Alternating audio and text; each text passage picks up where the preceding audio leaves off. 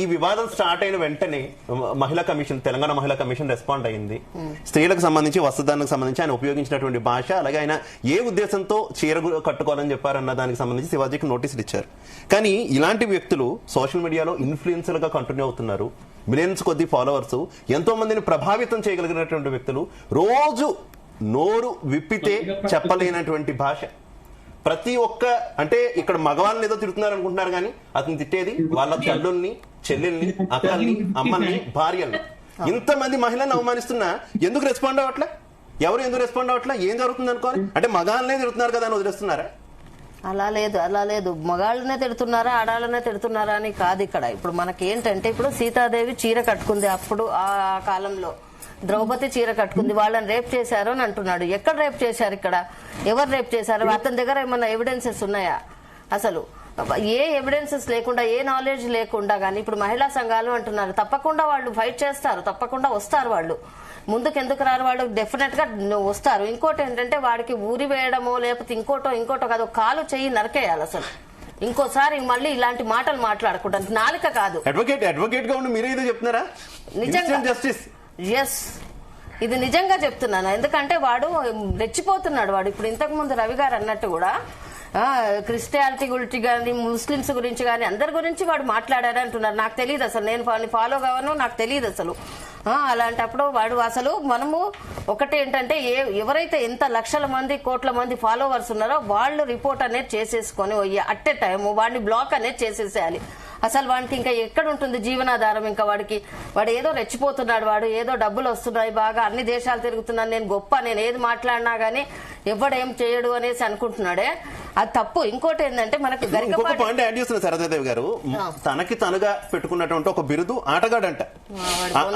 అతను ఆటగాడంట, కానీ మహిళల స్వేచ్ఛ కోసం ఇప్పుడు పోరాడుతున్నాడు.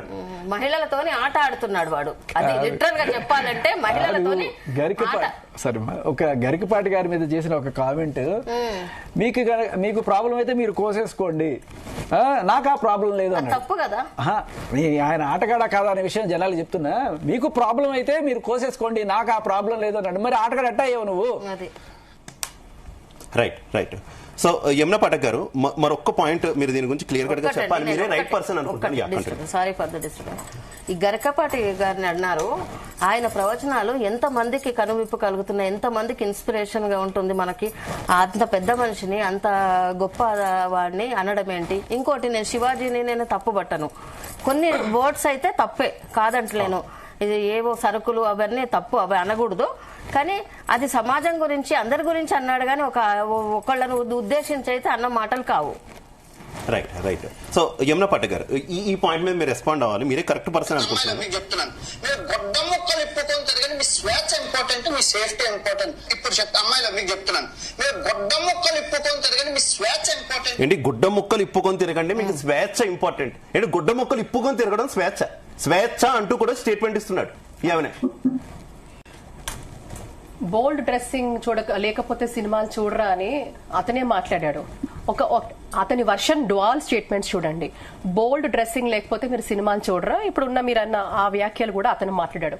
ఒక పక్కన ఆడవారిని నేను సపోర్ట్ చేస్తాను, వాళ్ళ గౌరవాన్ని కాపాడుతాను అని అతనే అన్నాడు.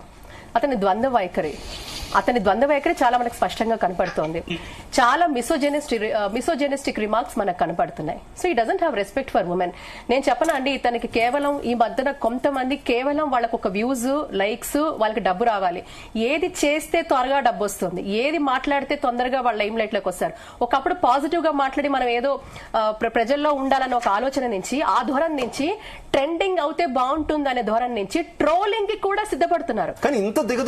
Exactly that is what. అంటే అది ఎంత డెస్పరేట్ సిచ్యువేషన్ ఉన్నారంటే, ఏదో రకంగా వాళ్ళు లైమ్ లైట్ లో ఉండాలి. వాళ్ళు ఒకప్పుడు ఏంటంటే మంచి, అని వీళ్ళ కోసం వీళ్ళు మంచి పని చేస్తే వాళ్ళ గురించి 10 మంది మాట్లాడుకునే పరిస్థితి నుంచి ఈ రోజు చెడ్డ, అంటే ఏది చేస్తే చెడైనా పర్వాలేదు, నేను ఏదో రకంగా లైమ్ లైట్ లో ఉన్నానా లేదా, మంచో చెడో నేను లైమ్ లైట్ లో ఉన్నానా లేదా, నేను నలుగురు నాలుకల్లో నాంతున్నానా లేదా, నేను ఐఎమ్ ఇన్ ద పిక్చర్. ఈ రోజు అదే కదా. ఇప్పుడు శివాజీ గారి కామెంట్స్ కావచ్చు, లేకపోతే మిగతా వ్యక్తులు, వీళ్ళందరూ ఎవరైనా సరే ఏదైనా కూడా ఒక రిమార్క్ చేస్తే అది సెన్సేషన్ అవుతే I'm all in the media, I'm all in the social media. For Public alert చేస్తున్నారు. Not for the best reasons but for the worst reasons. So మనం ఎవరివండి జడ్జ్ చేయడానికి? Who are we to judge? ఎప్పుడు మనం ఒకటే చెప్తుంది కూడా ఈ మాధ్యమం, media is a very powerful. ఒక మాధ్యమం ద్వారా మనం చెప్పేది ఏంటంటే సోషల్లీ యాక్సెప్టబుల్ నార్మ్స్. మీరైనా నేనైనా నచ్చినా నచ్చకపోయినా మోరల్ పాలిసింగ్ చేస్తున్నారా కూర్చున్న వాళ్ళందరూ అంటే we are not interested to do moral policing. కానీ సమాజంలో ఉన్నప్పుడు బేసిక్స్ చాలా చాలా బేసిక్స్ అవి లేకపోతేనే ఈ రోజు మనం మాట్లాడుతున్నాం, దాని గురించి చర్చిస్తున్నాం. So we are not doing moral policing. మీరు ఇంట్లో ఉన్న తల్లి తండ్రి చేయటం లేదు, మనం ఎవరైనా చేయడానికి. కానీ ఈ రోజు subject to condition today we are doing it because అది హద్దు దాటి సీమ దాటి లిమిటేషన్స్ దాటి బయటకు వస్తుంది కాబట్టి ఇంత మంది కూర్చొని ఇక్కడ మాట్లాడాల్సిన పరిస్థితి వస్తుంది. సో వీడెవడైతే పనికిరాని వాడు ఉన్నాడో, ఇంతకు ముందు కూడా ఇలాంటి పనికిరాని వాళ్ళు మాట్లాడారు, వాళ్ళకి ఏ గతి పట్టిందో మళ్ళీ చెప్తున్నాను, వాళ్ళ పేరు చెప్పక్కర్లేదు, వాళ్ళు ఈ రోజు లేరు కూడా.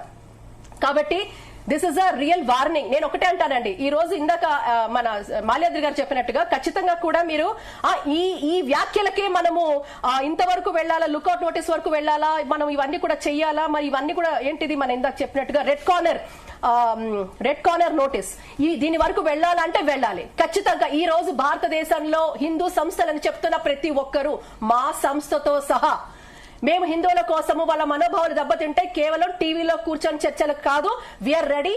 అడ్వకేట్ గారు ఉన్నారు, జడ్జి గారు ఉన్నారు, విశ్రాంత జడ్జి గారు ఉన్నారు, వీఆర్ ఆల్ రెడీ. వారు సుప్రీంకోర్టు అడ్వకేట్ గారు కూడా అండ్ స్వామీజీలు ఉన్నారు, వీఆర్ ఆల్ రెడీ. తప్పకుండా కూడా వీడి గురించి రెడ్ కార్నర్ నోటీస్ ఇవ్వాల్సిందే, వాడిని రప్పించాల్సిందే, చట్ట పరిధిలో ముందు యాక్షన్ తీసుకోవాల్సిందే. రెండు ప్రధానంగా చేయాల్సినవి.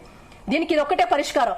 నెక్స్ట్ టైం ఇంకెవడైనా కూడా ధర్మం గురించి మాట్లాడాలన్నా, అమ్మల గురించి మాట్లాడాలన్నా, మన దేవి దగ్గర జోలికి వస్తారంటే అమ్మ బాబాయ్ వీళ్ళని మన జోలికి వెళ్ళకూడదని ఒక భయం క్రియేట్ చేయాలి. లేదంటే చర్చలు వస్తూనే ఉంటాయి. ఇందాక అన్నారుగా, చర్చలు వస్తూనే వీళ్ళు మాట్లాడతారు, టీవీలో వదిలేస్తారు. వదలము. It's a clear and loud message. It's a clear and loud message. వదలము. వస్తే దుస్తులు ధరించడం కూడా ఒక వ్యక్తిగత భావ వ్యక్తీకరణ. మహిళలకు తమకు నచ్చిన దుస్తులు ధరించడం రాజ్యాంగబద్ధ హక్కు. అయితే వ్యక్తిగత స్వేచ్ఛ, గౌరవం అవన్నీ కూడా జీవించే హక్కులో దుస్తుల ఎంపిక కూడా భాగమే. కానీ ప్రజా నైతికతకు స్పష్టంగా భంగం కలిగించినప్పుడు మాత్రమే. ప్రజా నైతికతకు భంగం కలిగిస్తే బట్టల విషయంలో కూడా తగు చర్యలు ఉంటాయి.